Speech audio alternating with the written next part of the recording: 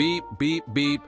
My alarm clock was yelling at me, blaring its obnoxious sound into my ears. Why was it so loud? I slammed my hand down, aiming for the snooze button, desperate for a few more minutes of sleep. Thud! The alarm clock went flying across the room, crashing into a pile of textbooks and empty pizza boxes. Turns out it wasn't an alarm clock. It was my roommate Todd holding a tuba.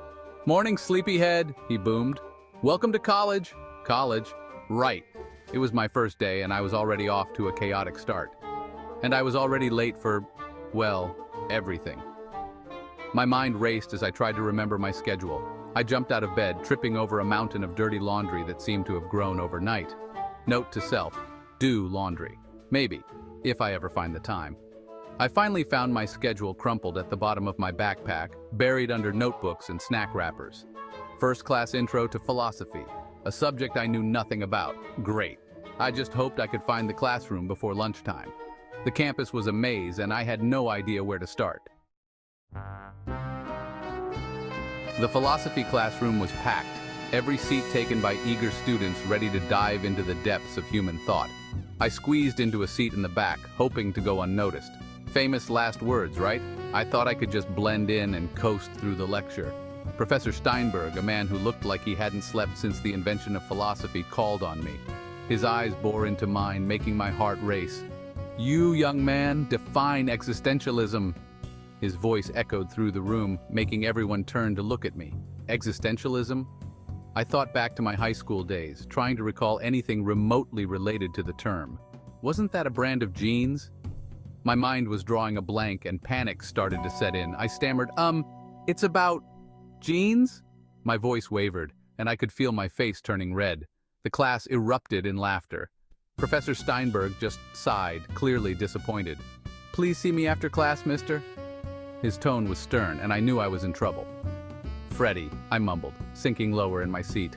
I wished the ground would swallow me whole. Note to self, never volunteer answers in philosophy class. Ever. I made a mental note to study harder and avoid eye contact with Professor Steinberg in the future. The college cafeteria was like a scene from a disaster movie. Students swarmed around tables, trays piled high with questionable substances. I spotted a plate of something vaguely resembling spaghetti and cautiously approached the table. Suddenly, a flying meatball whizzed past my ear, narrowly missing my head. "Food fight!" someone yelled. Chaos ensued. Mashed potatoes became projectiles. Gravy rained down from the ceiling.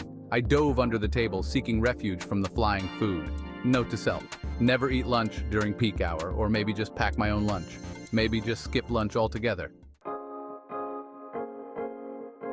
After surviving the cafeteria apocalypse, I felt like I had just conquered a battlefield. The noise, the chaos, the sheer number of students all vying for the same slice of pizza, it was overwhelming. I wandered around campus, feeling like a lost puppy. Every building looked the same and I couldn't find my way to my next class. It was like being in a maze with no exit.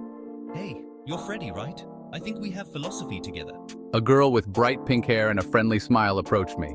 She stood out in the crowd and her energy was infectious. I wanted to disappear, but Luna just laughed. S2, I'm Luna. She had this way of making you feel at ease, even when you were completely out of your comfort zone. "I saw you in philosophy class. You looked as lost as I felt. Existentialism as a brand of jeans? Classic." We both laughed, and it felt like a weight had been lifted off my shoulders. "Don't worry, Steinberg is a bit intense, but you'll get used to him. He's actually pretty cool once you get to know him. Come on, I'll introduce you to my friends. They're a bit of a mixed bag, but they're great." Luna's friends were a motley crew, but they were hilarious.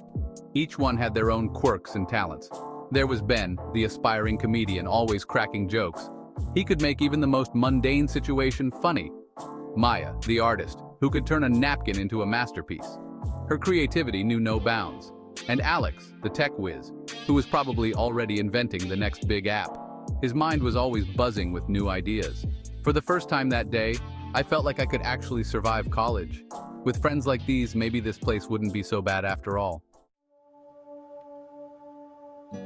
By the time I got back to my dorm room, I was exhausted, but I'd survived my first day of college. Todd was blasting music through his headphones, oblivious to the world. I collapsed on my bed, my stomach rumbling. "Rough day? Don't worry, it gets easier, or at least you get used to the chaos." He tossed me a bag of chips. "Welcome to the jungle, roommate." As I drifted off to sleep, I thought about the day's adventures. It hadn't exactly been smooth sailing, but it had been interesting. I'd faced my fear of public speaking, or at least public humiliation, in philosophy class. I'd survived a food fight, and I'd even made some friends. College was going to be a wild ride, that much was for sure. But I had a feeling it was going to be one hilarious adventure after another.